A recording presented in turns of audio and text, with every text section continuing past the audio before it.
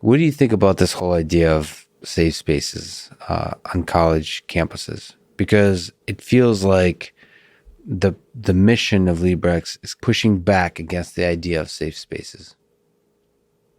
I think safe spaces are fine when they're within people's private lives, within their homes, within their religious organizations. I think the problem becomes when the institution starts encouraging or backing safe spaces, because what are people being safe from? And oftentimes it seems like there's this idea that the harm that's being attempted to be mitigated is the harm of confronting opinions you disagree with, opinions you might find repugnant. Right. And if this is conflated with a need for safety, then that's where the idea of liberal arts education sort of dies. Of course, it's complicated, and we still want to have safe intellectual environments. But the way that I hear the term safe space used today, I think it doesn't really have a place within like the intellectual context. Yeah, it's funny. I mean, this is why Librex is really exciting, is it's pushing those difficult conversations, and I'd love to see.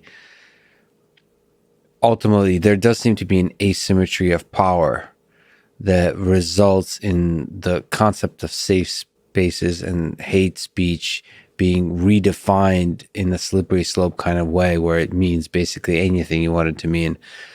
And it basically is used to silence people.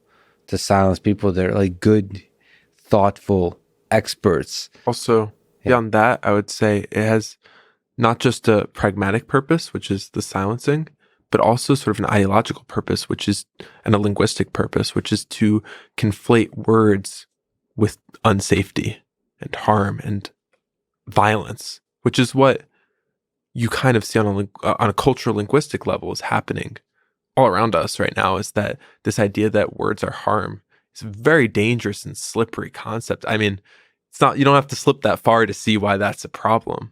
Once we start making words into violence and we start criminalizing words, we get into some really authoritarian territory. Things that I think, I mean, myself and my background, I don't know how much we have to go into it, but things that my ancestors certainly would be worried about.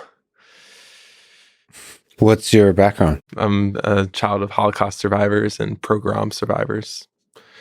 So yeah, I mean, me as well, from different directions. I come from the Soviet Union, so there's well, like in most of us, hate and love runs through our blood from our history.